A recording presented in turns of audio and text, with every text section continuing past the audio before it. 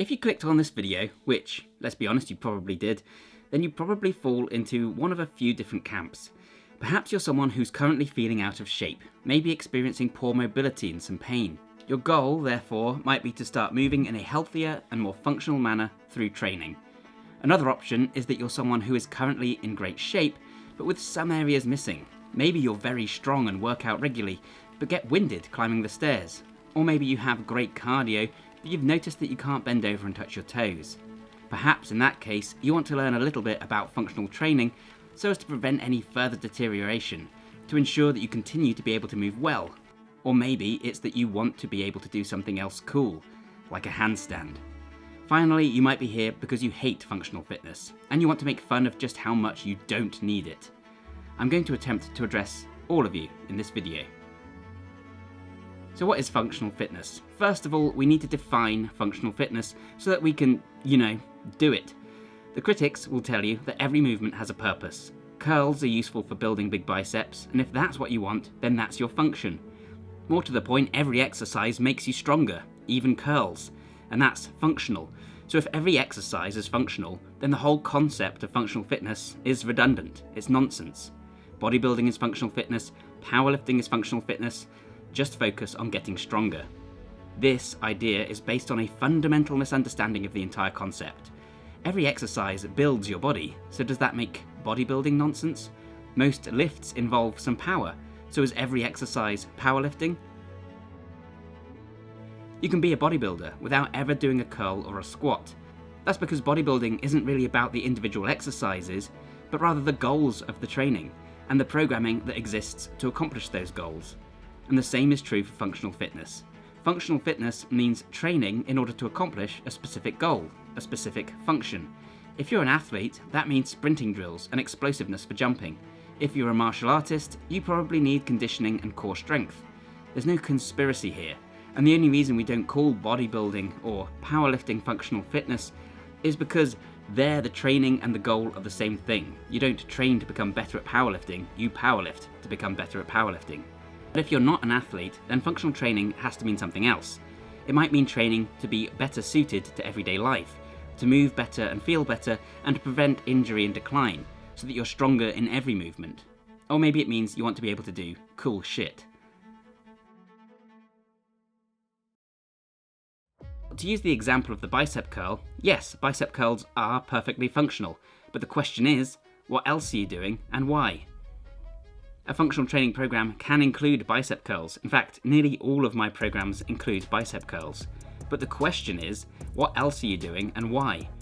For the most part, functional training for the non-athlete means addressing things that are often overlooked and that can often creep up on you and become damaging deficits, especially as you get older.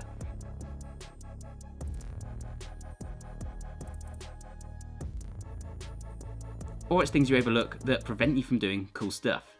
So if you're a bodybuilder or a powerlifter, I might ask you, do you do anything to train your rotational strength? This is an important movement pattern that often goes overlooked and that builds strength for activities like wrestling and cool moves, like one-armed push-ups.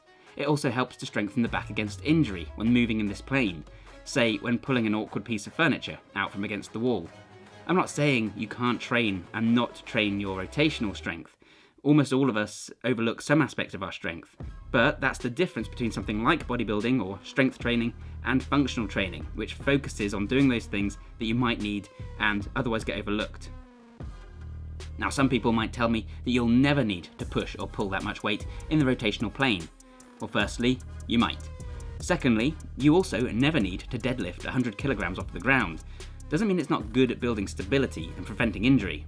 Doesn't mean it won't make you better at also lifting 20 kilograms off the ground. And no, you can't just squat and deadlift and assume rotational strength will take care of itself. Just like squatting doesn't make your bench press stronger. This is called the Law of Specificity. It basically means you need to train for the movement pattern, trait, or attribute you actually want.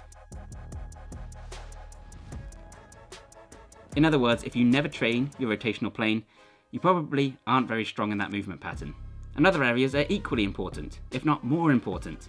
You might think it's okay to ignore shoulder mobility indefinitely, but when you're walking around with a hunch at the age of 50 and can't scratch your own back, you may wish you'd done something about this sooner. Same if you start experiencing serious sciatica due to tight hips. Likewise, you're going to need shoulder mobility if you want to start doing handstands. Another big one is cardio.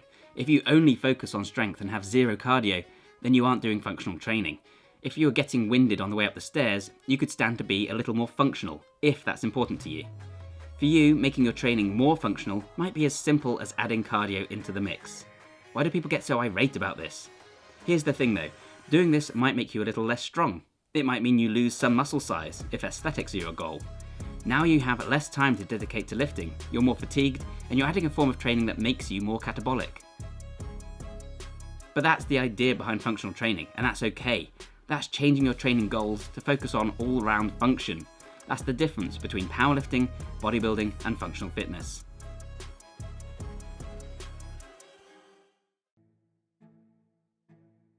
Likewise, a functional trainee might intentionally opt to drop out of things like extremely heavy squats. If you're currently squatting 150 kilograms, then adding more weight to that squat might not benefit you that much outside the gym, especially because you can't get that much weight onto your back to perform that way in the real world anyways. Your efforts might be better focused elsewhere. So that's functional training. How do you get started? If you have an obvious issue that you'd like to address, then this is easy. You simply research the problem you're having, find various ways to strengthen that area, and address the issue. And add that training into your current regime. There you go, your training's now more functional. If you want to apply functional training more broadly, you simply look at the aspects of your own strength and fitness that are missing and add them back in. The extent to which you do this will likely depend on your personal preferences and goals. As for specific moves and forms of training, well, everyone's different. What's useful for everyone and what interests each individual will vary. But fortunately for starting out, there are some common concerns that affect a lot of people, and these can provide a good starting point for this discussion.